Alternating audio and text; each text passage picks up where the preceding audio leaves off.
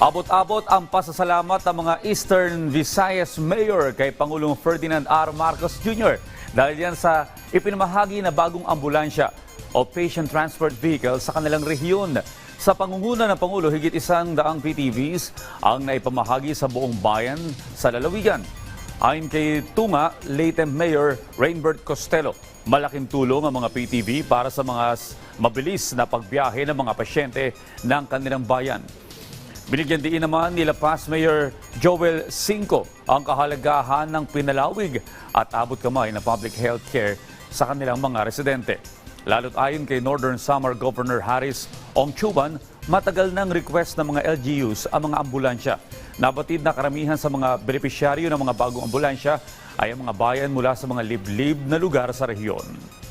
On behalf of the people of Northern Samar, nagpapasalamat po kami sa ating mahal na Pangulo, Ferdinand Bongbong Marcos, sa 22 na patient transport vehicles po na natanggap po ng aming 22 na municipalities po. Malaking tulong po ito sa aming lalawigan, especially to our LGUs po, kasi some of our LGUs po, mga 3 oras pa po ang binabiyahe papunta po sa capital town of Catarman, wherein nandun po yung aming Northern Samar Provincial Hospital.